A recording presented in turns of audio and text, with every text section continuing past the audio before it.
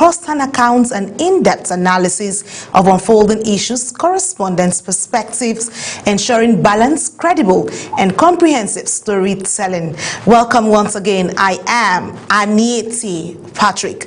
Let's quickly take our focus to the health sector and tell you what's happening there. The Federal Ministry of Health and Social Welfare says it is collaborating with other agencies and the private sector to integrate screening services in the primary health care centers across the country.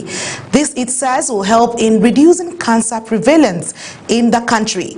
The Minister of State for Health, Dr. Ishak Salako, stated this in a message to mark this year's World Cancer Day in Abuja. Zarau Nasir was there for Global Television. World Cancer Day is marked on February 4 every year to raise awareness on cancer and to encourage its prevention, detection, and treatment. World Cancer Day was initiated by the Union for International Cancer Control to support the goals of the World Cancer Declaration, written in 2008. The Minister of State for Health, Dr. Isiaq Adekunle Salako, says the integration of cancer screening services across primary health centers will help to institute national cancer screening program so that people can be routinely screened. He said the federal government is actively stepping up efforts to address the challenges confronting cancer patients, while also intensifying measures to strengthen cancer prevention nationwide. The movement forward is now how to ensure that this is enforced diligently, and I think that is an ongoing concern. But in terms of tobacco use generally, there's a lot of discussions going on around this to ensure that we can use the instrument of taxation and other policies to reduce smoking generally, whether second-hand smoking or primary smoking in our country. This year's World Cancer Day targets misinformation, raises awareness, and reduces stigma. Zahra Unasr, reporting for Global TV.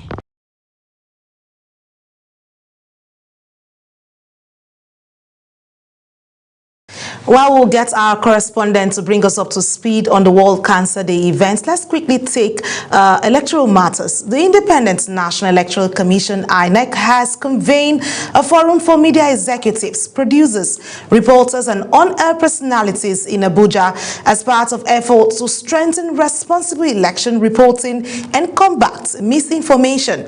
Meanwhile, in the same vein, the chairman, Independent National Electoral Commission, INEC, Professor Josh Amopiton, has called on the National Assembly to fast-track the amendment of the Electoral Act to ensure smooth preparations for the 2027 general elections. He made the appeal in Abuja at the first quarterly consultative meeting between INEC and civil society organizations. Political correspondent Ubong Usoro completes the story. The one-day forum held in Abuja brought together journalists from across the Federal Capital Territory to deliberate on the media's role in safeguarding Nigeria's democracy. Welcoming the participants, the resident electoral commissioner for the FCT, Malam Aminu Idris, emphasized that credible elections depend largely on accurate, ethical, and professional media reportage.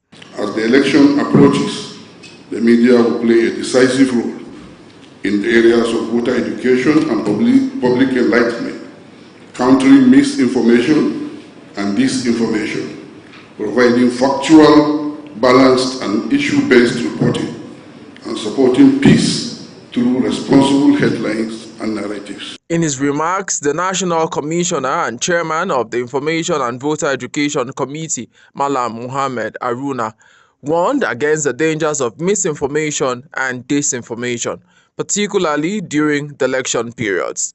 He noted that false information has the capacity to erode public trust and undermine the credibility of elections. On the state of our readiness for the FCT Area Council election coming up on the 21st of this month, your presence here today underscores the shared responsibility we bear in safeguarding Nigeria's democracy. As the reg said, the timetable and schedule was first published a little over a year ago, and we've since concluded 10. The chairman of the Nigeria Union of Journalists FCT chapter, Ms. Grace Ike, in a goodwill message, called for continuous engagement between INEC and media practitioners to strengthen voter education. Elections are not won only at polling units. Elections are also won and lost in the information space. In today's Nigeria, misinformation spreads faster than facts, and if left unchecked, it can poison public perception, undermine trust in institutions, and threaten the peace we all desire. Presentations at the forum focus on elections in the age of misinformation, INEC's technological innovation, including the BVAS and IREF provisions of the Electoral Act 2022, voting procedures, and updates on the online media accreditation. INEC says the forum is part of its commitment to transparent elections and sustained collaboration with the media. Ubon Usoro for Global Television News. And joining me live in the studio is our correspondent, Ubong Usoro, to bring us up to speed with the preparation of INEC to the FCT Area Council election. Ubong, it's good to have you join me. Thank you so much, Anita. Well, there's a whole lot of conversation around preparations for INEC elections. Concerns have been raised to why would this not be raised, or issues which have been raised during the previous general election of 2023, because I was at the consultative meeting today and I saw media executive asked a lot of questions. From your own perspective, let me throw it to you as from the point of the media.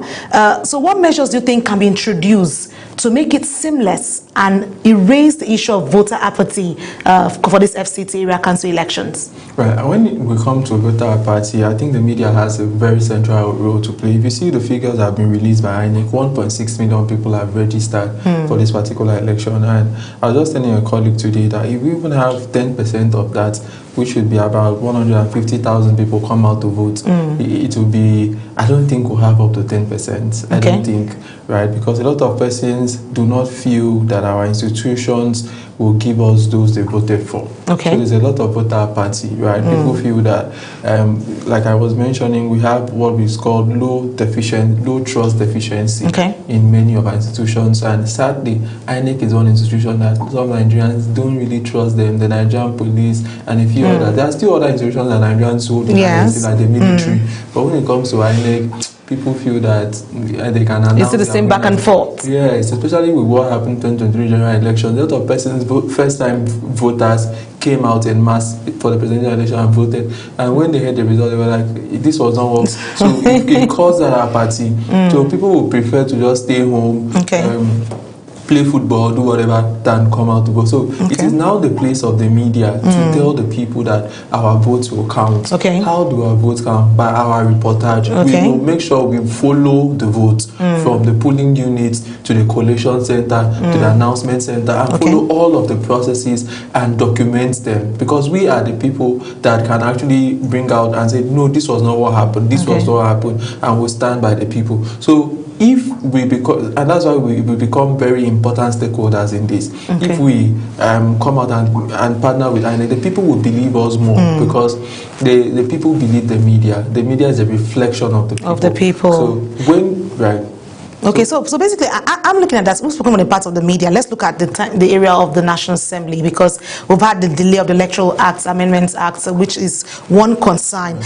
So how soon, or what key changes are needed to guarantee smooth 2027 general election? Because that's the process, that's the act that should guide the process. So with the whole stalling of the process, how soon do you think these lawmakers will get this out to ease the job of INEC, basically? Right, we saw the electoral bill that was before the House, our National Assembly in 2018, right? And it was transmitted, the bill was passed, transmitted to the president to sign, Muhammadu Buhari. He didn't sign it until we went into that 2019 general election. He signed it in 2022, leading to 2023 general election.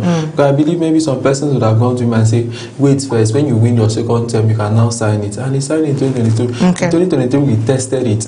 But it was good, a lot of development. But there were some loopholes, like Nigerians mentioned about the IREF. IREF, there's a particular Federal House of Federal Constituency that the person that you see as winner on IREF is not the person that was announced by INEC. And till today, the person's name is still there as winner on IREF. But, you know, because INEC, when we went to court, INEC they said IREF, the electoral bill does not give the result on INEC, IREF.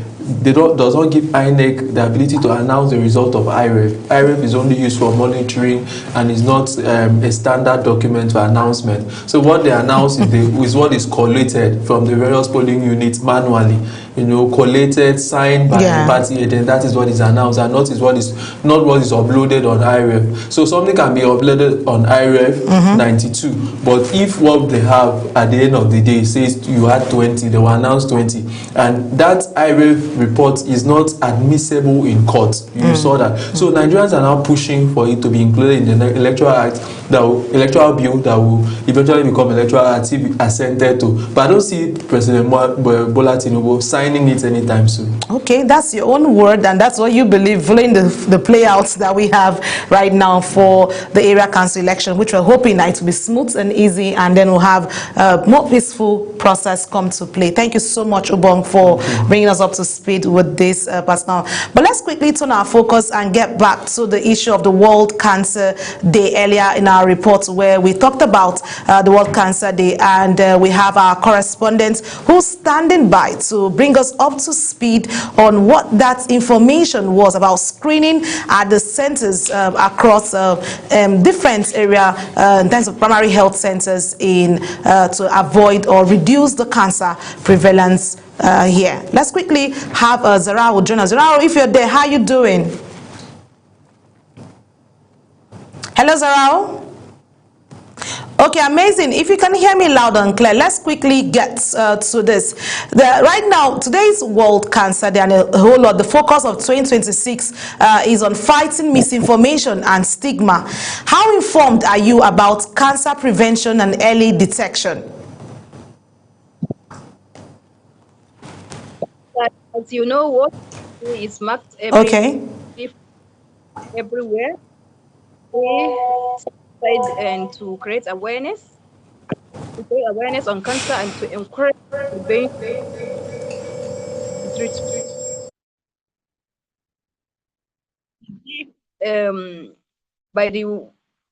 are you with me? World Cancer Day was initiated by the Union for International to support the goals of the World Cancer Declaration written in 2008. So there is a gathering today, which was organized by the Nigerian Cancer Society, and the minister, which was attended by the Honorable Minister of State, Dr. Isaac Dekule Salaku. So he mentioned that there will be integration of cancer screening services across primary health centers, which will help to institute national cancer screening program, so that people can be routinely screened.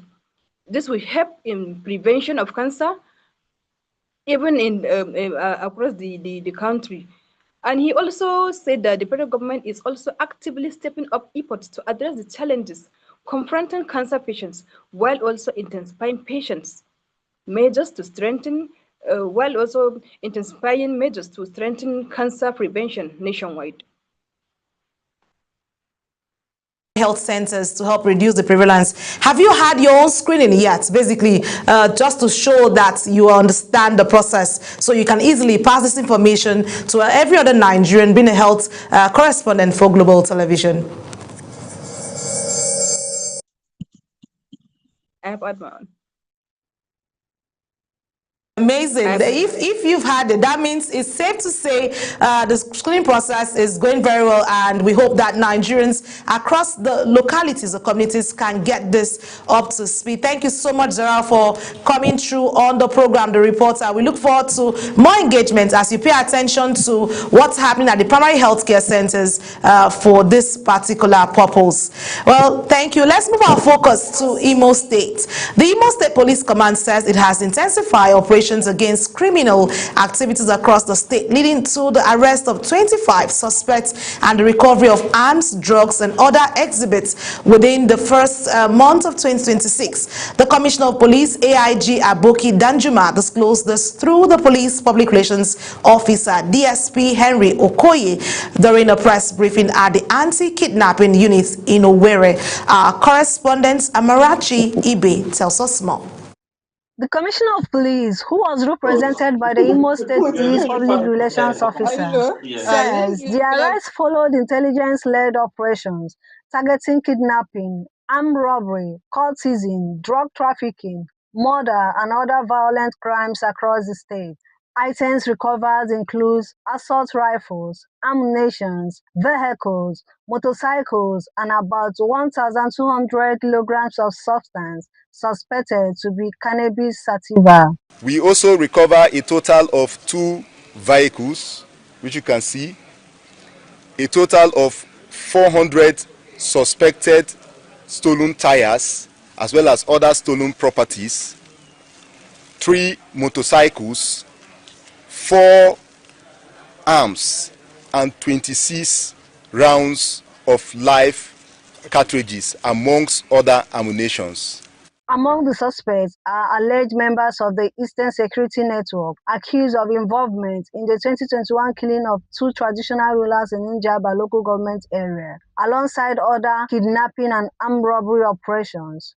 Operatives also interceded a bus in Uguta local government area, converting 35 bags of suspected cannabis, allegedly meant for criminal groups. Also among the cases we recorded is the arrest of 2 notorious drug peddlers.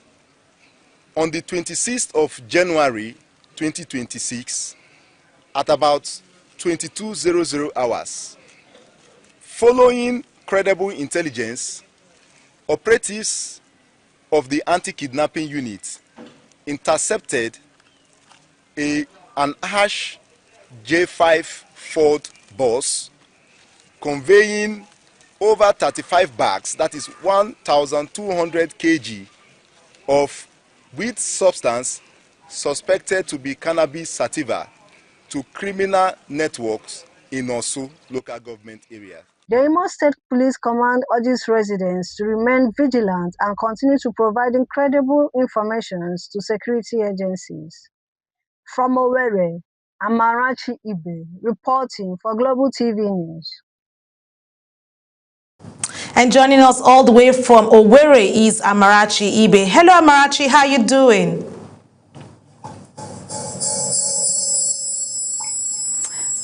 Okay, quick one Amarachi. Arrests and seizures by the Imo State Police will significantly reduce crime in the state, or is there need for more action than that?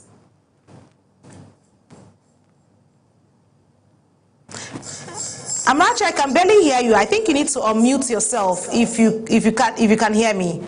Unmute yourself so that you can speak to me to understand what you're saying. Okay, can you hear me now? Great, I can hear you. Okay. So come back to the question.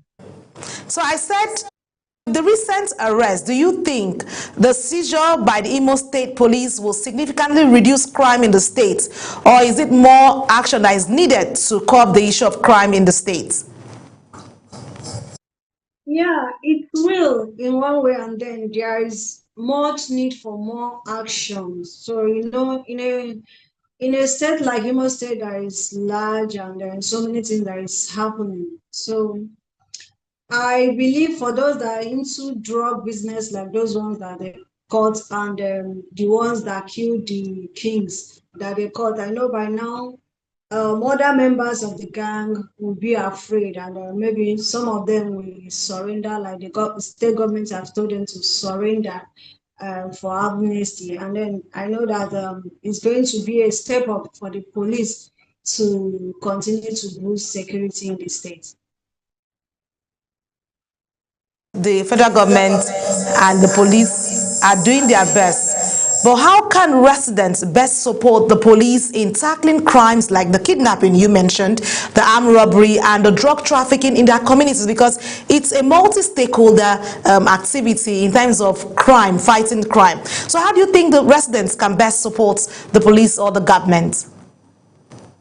Quoting the police PPRO, he commended Imo residents for always showing up. He said it was due to the fault, it was due to the responses from Imo residents that led to the safe Christmas we had, and then that led to the catch up with these criminals. So he is encouraging more people to keep it up. So the residents have been speaking, they have been giving information to the police. That's why the police is able to go this far with fights of crime and other crime related in the state. Thank you so much, Amarachi, for bringing us up to speed with that. Well, we need to take our focus now to the education sector. Amarachi, I appreciate your time. The Tertiary Education Trust Fund has officially laid the foundation stone for a new center of excellence in public governance and leadership at the Yakubu Gowon University of Abuja. The facility expected to become a national hub for training future leaders from across Nigeria and beyond. Global Television's Priscilla Obasi tells us more. The foundation stone laying ceremony took place at the center site in Jahi, Abuja, drawing university administrators, education stakeholders, and development partners. Executive Secretary of TET Fund, Sonny Echono, described the project as part of the fund's commitments to strengthening institutions through strategic infrastructure and capacity development. He urged the contractors to execute the project according to approved specifications, timelines, and world-class standards, stressing accountability and value for public funds. Well, we are here for the foundation laying ceremony of the Abuja Leadership Center. It's a TET Fund sponsored Center of Excellence on Leadership and Governance. And this is a center that we hope will not only help to produce great leaders for this country, but will also provide a venue where leaders from other parts of the world will come here and share their ideas, give us advice, and also make declarations that will have global, that will reverberate throughout the globe. Vice Chancellor, Yakubu Gowon University, Professor Hakim Fawehimi, expressed gratitude for TET Fund's continued interventions in tertiary education, saying the Leadership Center will be a key platform for training, policy dialogue, and enhanced governance practices. We've come to set up a national hub where research and training in these areas will be intensified. Many thanks powered by TET Fund, but under the auspices of their university, the University of Abuja, now Yakubu Gowon Universities. Also speaking, the director of the Abuja Leadership Center said the project represents a major step in institutional growth and leadership capacity development, expressing confidence that the facility will deliver lasting value to the nation. Its permanent sites will provide a befitting environment for training, research, innovation, engagement that will shape leaders across the public and the private sectors. The officials said that the center will serve as a dedicated training hub for aspiring leaders, including political leaders, public servants, and professionals at national and international levels. Construction of the center is now underway, and it is expected to stand as a landmark facility for leadership development, shaping future policymakers, and strengthening governance capacity in Nigeria and beyond. Priscilla Obasi, reporting for Global Television News. Thank you so much, Priscilla. But joining me right now is Priscilla Obasi. Priscilla, how are you doing? I'm very well, thank you. Good evening. Amazing. So there's a whole lot of concern when it comes to leadership. Nigeria has been known for its leadership issues across different sectors. So what kind of programs or training would you like to see offered at the National Hub for Leadership and Governance to aid all of this in Nigeria? Okay, so I'll start by saying this very initiative is one that touched me differently. I'm particularly excited about it. Now, the leadership, the Abuja Leadership Center is used as a center of excellence, as we say, and it's something that would drive public governance and leadership. That is, It means that it would train leaders of Nigeria, students, graduates, postgraduate, policymakers, public servants, and even political leaders. And it is designed to be a national and international hub for leadership. So it's not just restricted to Nigeria. I mean, it is something that would help, us reach far and wide. And then it will help us develop governance skills. A lot of youth in Nigeria have been left out of governance. I think it's that opportunity. I really cannot wait for the completion of this project.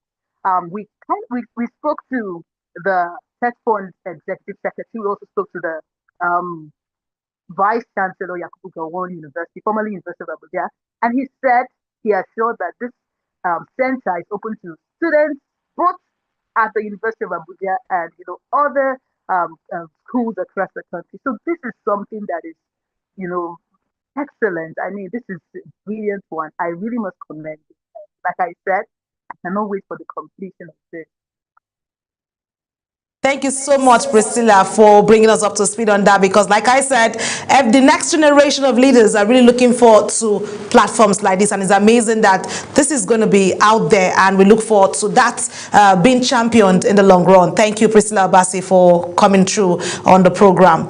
Well, that brings us to the size of the program on The Reporter. It's an amazing time here. Like we said, we bring reporters from the field to give you first-hand accounts of analysis or issues on the field, and we brought you all of that, from politics to health to education, and I'm sure you've taken a whole lot on the go. Well, I remain Annie Patrick, but don't forget that Global Television is on DSTV channel 365 and Star Times channel 276. Until I come your way the next time, have a lovely day ahead of you. Be